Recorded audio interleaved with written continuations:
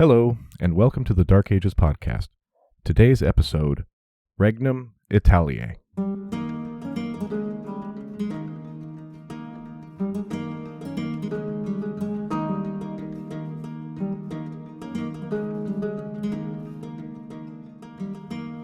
Hello and welcome back, and Happy New Year. Apologies, first of all, for the delayed episode. If you follow on Facebook or Instagram, then you know that I committed the ultimate party foul and dropped my laptop. The damage wasn't terrible, but it did mean I was out of commission while it was repaired. But now that's all done, and we can get back into the swing of things. I made a mistake last time with my title, The War for Italy. Do you have any idea how many wars for Italy we're going to talk about on this podcast? Really narrowing it down there. I guess I'll just have to be more creative in future. One other correction, there were 12 battles of the Isonzo during World War I, not 11, as I said. Never let it be said that I cannot admit a mistake.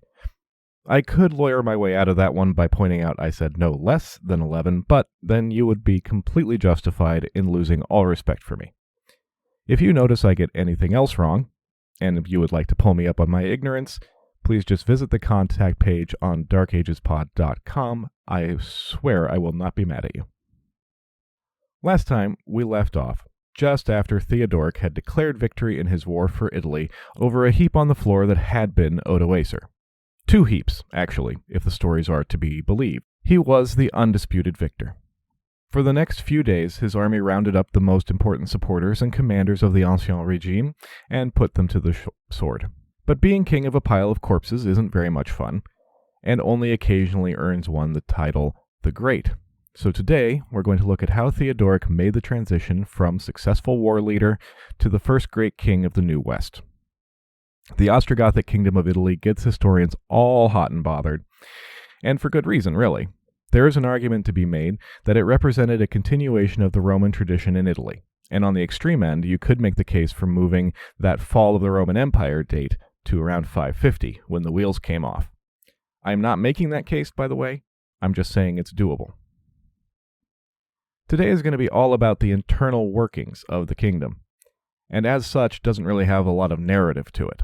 Next time we will get to how the Ostrogothic kingdom got along or not with its neighbors, and that will have much more of a storytelling element to it.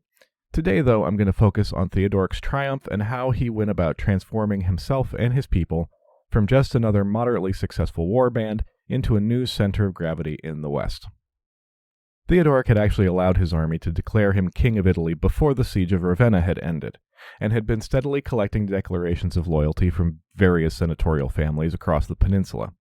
The senators were as adept as they had ever been in sensing the way the wind was blowing and arranging their own sails accordingly. Their support meant that Theodoric wasn't starting from nothing kingdom-wise. He also had at his disposal the administrative apparatus that still ran Italy.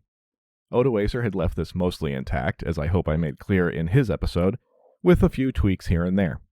Theodoric did the same, because why would you not? If you've inherited a reliable, efficient way to collect taxes and ensure your revenue and control, why reinvent the wheel? I don't know about you, but in my basic ignorance, I tend to overemphasize the lack of sources in the period. What I mean is that I have a snap thought that because few writings have survived to this time, there was basically no writing going on of any kind. The things that have survived are the only things that were written, and that is simply not true. There were plenty of people scribbling away, mostly doing what writing was originally invented for, administration. When he took control of Italy, Theodoric gained access to the official land registers, which recorded the holdings of all the landowners in Italy, and of all the records of military service and taxes that were owed by various subjects. The maintenance of these registers is what kept Italy running basically on autopilot through the death throes of the empire, and they would be absolutely crucial for Theodoric as he set up his new realm.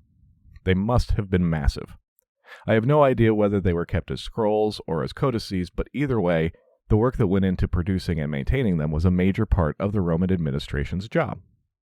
Of course, none of them have survived, because no one thought to reproduce them, which is the only way any manuscripts have come through to us.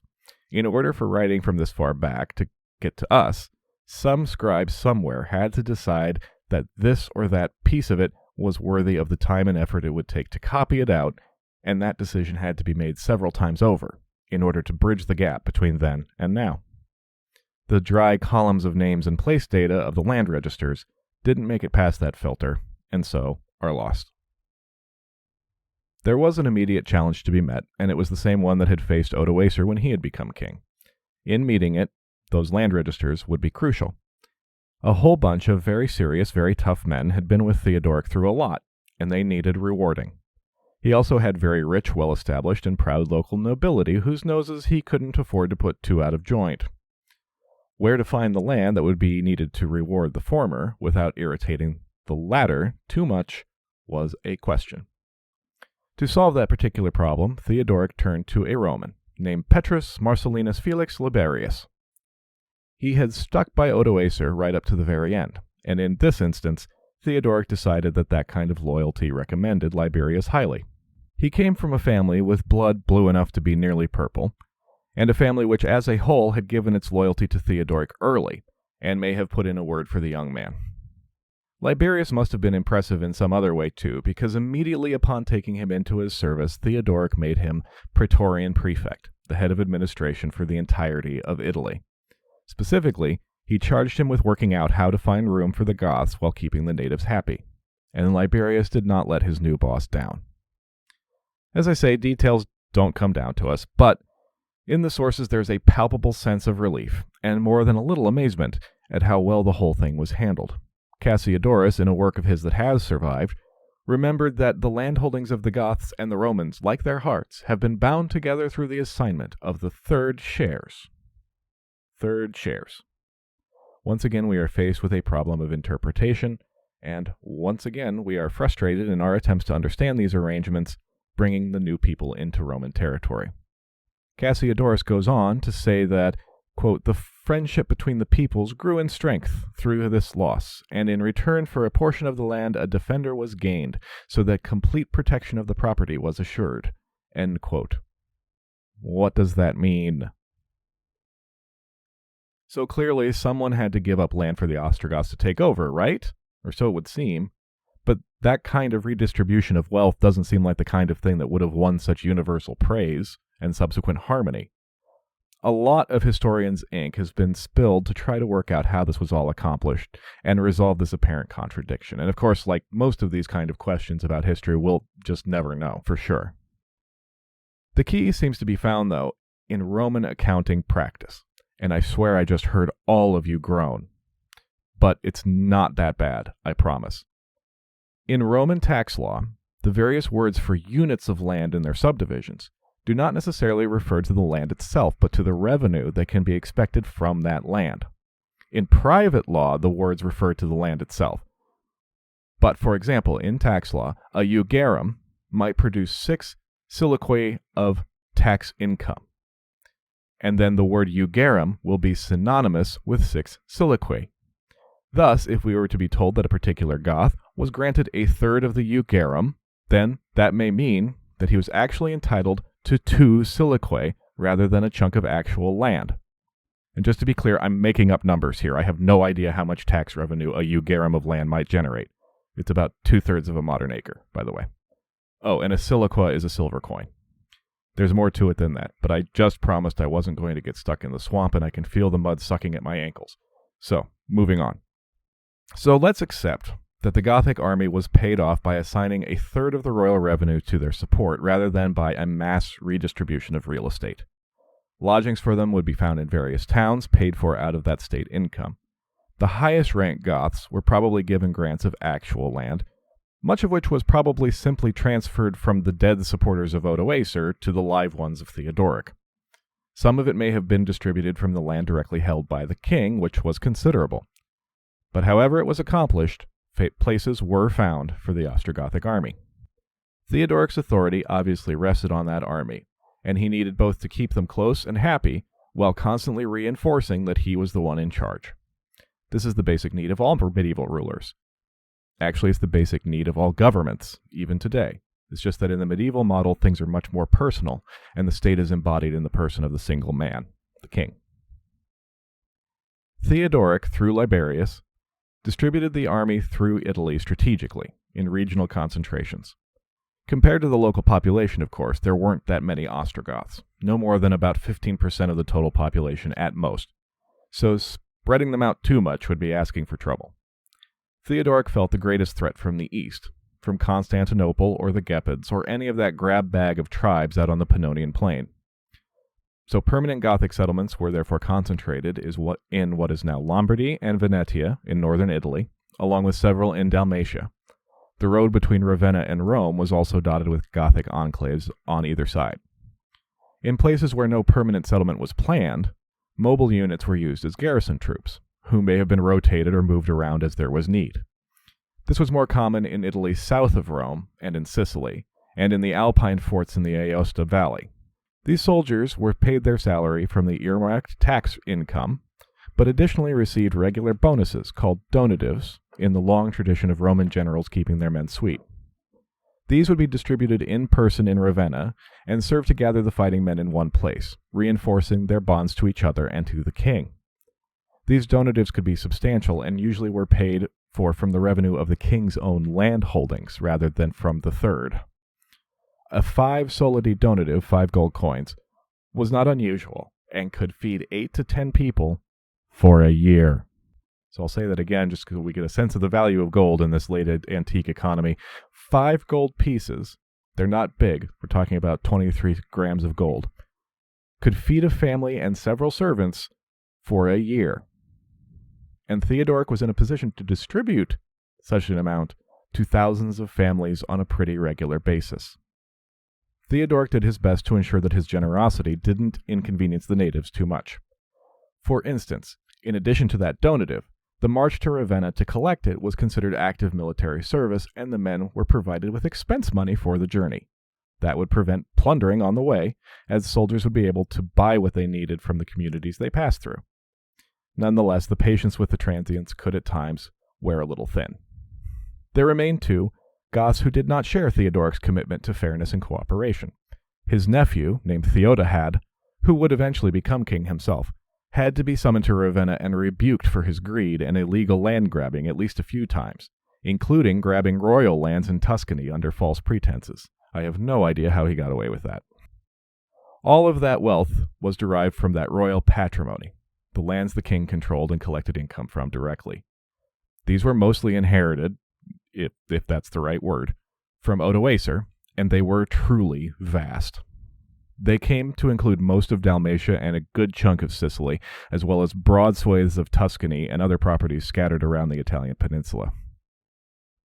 Theodoric found in Odoacer's Italy a structure where a barbarian military establishment worked in parallel to the existing Roman administrative establishment. And truth be told, this wasn't too very different from the way things had been when there had been an Augustus in Ravenna. Theodoric merely replaced Odoacer's army with his own, and gradually the Ostrogoths found their groove among the Italian neighbors. The distinction between them didn't ever disappear, though, and was indeed actively maintained. Intermarriage wasn't forbidden, but it seems to have been uncommon. The Roman population lived under Roman law, while the Ostrogoths kept their own customs. The highest ranks of leadership around the king were all Goths. They would decide the succession on the death of the king, and their families would become the highest noble castes moving forward. Romans were absolutely accepted as advisors and administrators, like Liberius, and later Boethius and Cassiodorus would both be well regarded and powerful, but only in the civil sphere. And truth be told, the highest levels of Italian society, i.e. the Senate, were so rich by now that there was very little incentive for them to seek advancement in government service anyway. They focused instead on academic and literary pursuits. Theodoric found his core of administrators among the second, more local rung of elites, the curiales, which we could anachronistically think of as the gentry. Unlike in Gaul, in Italy this stratum of society had remained relatively more engaged in public life, and were more than willing to serve the new Gothic rulers. The military under Theodoric, though, remained firmly in the hands of the Goths and their descendants, with recruitment among the Italian population discouraged, and it would remain so until the Ostrogothic state came under pressure from a resurgent Byzantine Empire later in the 6th century. But that story lies in the future. After 493, Theodoric stopped leading the army personally, and instead settled in the palace in Ravenna as Odoacer had. Unlike later medieval rulers, his court was not peripatetic. Instead, he designated trusted and noble members of his entourage to act as his agents and carry his will out wherever he assigned them. These men were called seones and had plenipotentiary power, and they were used by Theodoric to communicate with the far-flung men running his kingdom. These retained Latin titles, which would eventually morph into the noble ranks we know today. For instance, each civitas, or city, was under the supervision of a comes, from the Latin for companion, and this word, by way of Old French, becomes the English count. The commander of a military district was a dux, which became duke, and so on. The comes might also be any prominent member or official of the king's retinue, and be given specific jobs not attached to a locality. The comes patrimonii, for example, was in charge of managing the king's own lands, and in keeping those accounts, which were separate from the official treasury. And he was also one of only 2 civilian positions occupied by Goths. Those lands brought in enormous wealth, as I've said, and Theodoric set about putting it to good use. We've already talked about how he kept his army fed and rewarded his people, and he also started building. Ravenna had been, off and on, the seat of imperial power ever since Stilicho had plonked Honorius into the palace there to keep him safe from Alaric's Visigoths in 408. It was considered especially defensible, surrounded as it was by marshes, and easily supplied by sea. That hadn't stopped it from falling to various armies, as we've heard, but it was usually by treachery, starvation, or negotiation, not by storm. As the home of the emperor, of course, it had already been the benefit of building projects. Galla Placidia, for instance, had funded a number of church buildings, including San Giovanni Evangelista, which in much renovated form remains today, and a chapel annex of the Church of Santa Croce, which is incorrectly called her mausoleum, and is graced with stunningly beautiful mosaics. Now, Theodoric determined to expand, refresh, and put his own stamp on the old city. Theodoric was a ruthless, violent, uncompromising man, and every inch the warrior chieftain. He was also entirely capable of recognizing the advantages of the Roman way of life, of appreciating the majesty of Roman culture and art, as well as the political advantage to be gained by presenting himself and his reign as a continuation and renewal of imperial splendor. He consciously modeled himself on the great emperors of the past: Trajan, Valentinian I, Constantine. Games, circuses, and building projects were all part and parcel with that presentation. In Ravenna and Verona, he repaired and restored aqueducts. Baths were built in Verona and at Pavia, and in the latter city new walls and an amphitheater. He restarted the grain subsidy for the city of Rome, and restored its palace and walls. Across northern Italy, inscriptions have been found crediting Theodoric with public works projects both flashy and practical. He saved the most magnificent for his capital. He expanded the imperial palace. The palace was not just a residence, it was the administrative heart of the kingdom, with workspaces for meetings, scribes, storage, and entertainments. And there were churches. Theodoric's relationship with the Orthodox Church was notably peaceful and built on mutual respect, but neither he nor his followers had given up their Arian creed, so they needed their own cathedral, and Theodoric set about building one, now called Spirito Santo, which also still stands.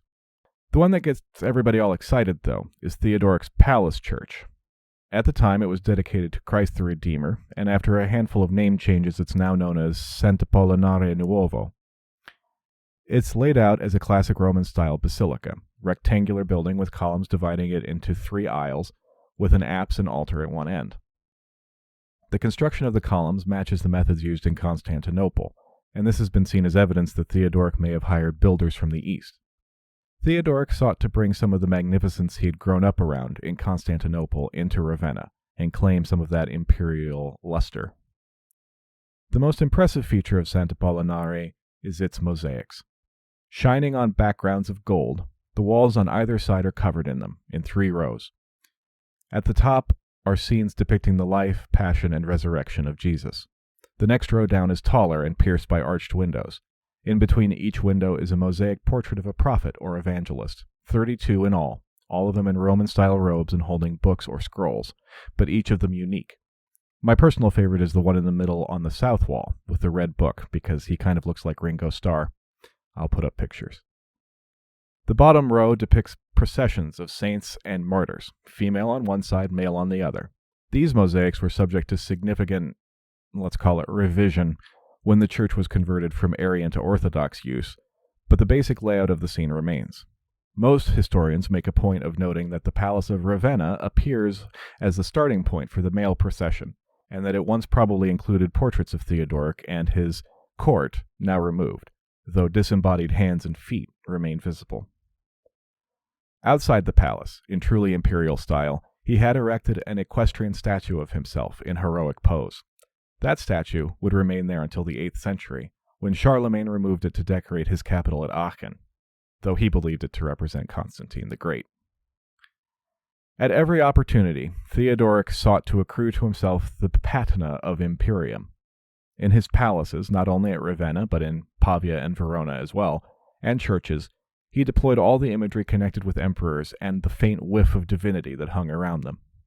In its original form, above the altar at Sant'Apollinare, was a portrait of Theodoric enthroned, and facing him opposite, a portrait of Christ Pantocrator, the ruler of all, with the majesty of heaven.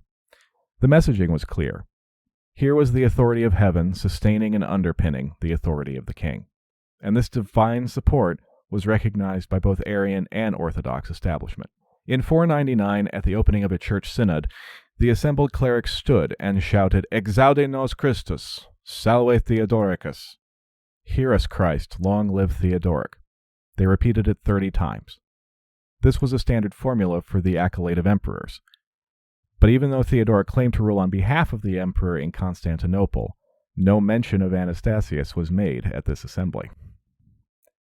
The following year, he made a formal and triumphant entrance into Rome itself.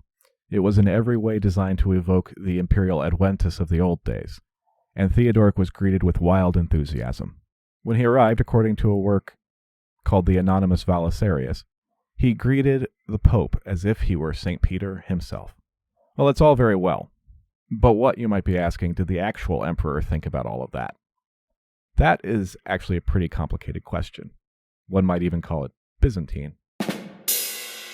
The original treaty with Zeno had stipulated that 1. Odoacer, having become a tyrant, had to be removed, and 2. Theodoric, having removed him, would act as a viceroy for the emperor until such time as Zeno could come to Italy in person. But now both Odoacer and Zeno were dead, and Anastasius had other things on his mind and was clearly not going to be making the trip anytime soon. The most practical course seemed to be the one that Theodoric took: exercise regnal power on behalf of the legitimate emperor. So why, when the Gothic army acclaimed Theodoric as their king, did Anastasius regard this as an act of usurpation? Why did he withhold recognition of Theodoric's rule for 4 whole years, even though Theodoric had not claimed the imperial title or dress? Not formally done so, anyway. To be honest, I don't have an answer. One of the reasons may have been religious, but not because Theodoric was a heretic. Pope Gelasius was embroiled in a dispute with the Eastern Patriarch, called the Acacian Schism, which is, frankly, too gum-bleedingly obscure to get into right now. But the point is that Theodoric backed his pope, and this may have slowed down imperial recognition. But it can't be known for certain. Anastasius's ultimate recognition of Theodoric, in 497, is equally mysterious. But, third time's the charm, the Third Senatorial Embassy returned to Theodoric bearing news of recognition of his rule, along with the vestments and imperial insignia that had been sent back to Constantinople by Odoacer. Relations would remain difficult, though. Constantinople clearly saw the Italian kingdom as part of the empire, but as a junior partner. Theodoric would, throughout his rule, push for and achieve greater and greater influence, and at the height of his power could very plausibly make the claim that he had restored the West. Next time we'll look at how this junior partner came to overshadow the other Germanic kingdoms of the West, and in the process I'll have occasion to introduce some new characters to our stage, and get a good look at the kind of world that's taking shape out there. Before I go, grateful thanks to Adriana, Nicholas, and Alex for their kind donations at ko-fi.com, ko-fi.com. And Alex, re your email. That is possibly the nicest thing anyone's ever said to me. Thanks to anyone who rates and reviews the show or subscribes wherever you listen.